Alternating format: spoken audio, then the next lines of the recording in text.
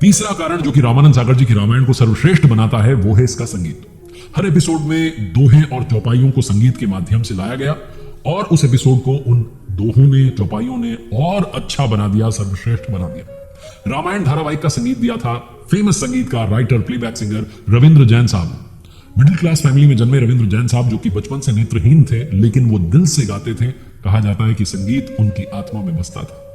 उन्होंने इस रामायण धारावाहिक के हर एपिसोड में जब गाया, जब संगीत की धुन बनाई, तो ऐसा लगा जैसे हम अपनी आंखों से उसी काल की रामायण को देख रहे हैं, हम उस त्रेता युग में पहुंच चुके हैं। इतना अद्भुत जो है उसका प्रस्तुतिकरण हो गया था।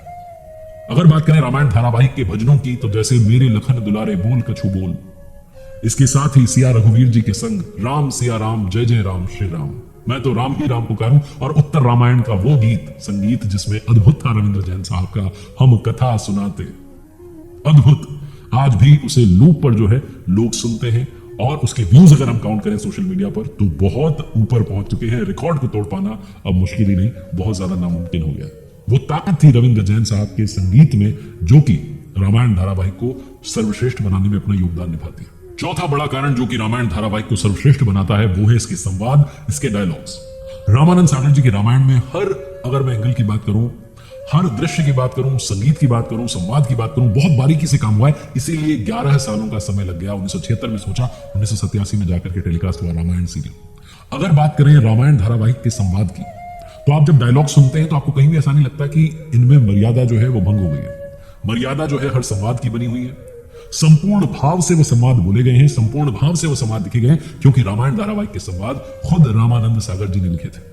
जैसे कि कुछ डायलॉग्स मैं आपको बताता हूं कि तुम जैसे लोगों के लिए हमें भी शस्त्र उठाना पड़ता है। तुम जैसा पापी और दुराचारी जब निरुत्तर हो जाता है तो केवल शस्त्र का ही सहारा लेता है। इसमें एक डायलॉग ये भी है कि रणभूमि में आए हो तो बातें करो तो शस्त्रों की झनकार से। एक डायलॉग ये भी है कि शस्त्र ही प्रश्न पूछे और शस्त्र ही उसका उत्तर दे। यही नियम है यहां का। यानी कि जब युद्ध भी हो रहा है तब भी संवादों में गरिमा बनी हुई है। यही संवाद बनाते हैं रामायण धारावाहिक को अब तक का सर्वश्रेष्ठ। और आखिरी सबसे बड़ा कारण, ये धारावाहिक टीआरपी के लिए नहीं बल्कि जनता के लिए, लोगों के लिए बनाया गया था। प्रभु श्री राम की भक्ति जो करते हैं उनके लिए बनाया गया था, जो संपूर्ण भाव से इस धारावाहिक को देखते थे। और इस शो की जो पॉपुलैरिटी थी वो इतनी थी कि बिजली विभाग ने इस दौरान बिजली काटने की कभी हिम्मत नहीं की, क्योंकि लोग इससे नाराज हो जाते थे।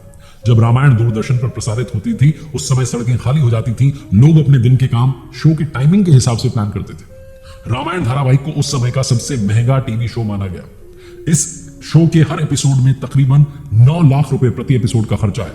रामायण का पहला जो एपिसोड था वो 1 घंटे का था और उसे 15 दिन में शूट किया गया था। इसको शूट करने वाला जो क्रू था वो महीने के करीब 27 दिन शूटिंग की जो लोकेशन थी उसी पर रहता था। रामानंद सागर जी की रामायण की पूरी शूटिंग 550 दिन से ज्यादा समय तक चली थी। इस धारावाहिक में स्पेशल इफेक्ट्स के लिए हॉलीवुड की प्रोडक्शन टेक्निकल टीम से मदद ली गई थी और धारावाहिक रामायण का नाम लिम्का बुक ऑफ रिकॉर्ड्स में भी रजिस्टर्ड है। रामायण धारावाहिक को 55 कंट्रीज में टेलीकास्ट किया गया और इसकी कुल दर्शक संख्या जो थी वो 650 मिलियन बताई गई। अगर बात करें कोविड के दौरान की, जब दोबारा से इसे टीवी पर प्रसारित किया गया तो उस समय में 7.7 करोड़ दर्शकों के साथ एक नया रिकॉर्ड रामायण धारावाहिक ने बना दिया। ये समर्पण है, परिश्रम है रामानंद सागर जी का, उनकी भक्ति है प्रभु श्री राम के प्रति जो उन्होंने दर्शाई है रामायण धारावाहिक में, जो इसे अब तक का सर्वश्रेष्ठ धारावाहिक बनाती है।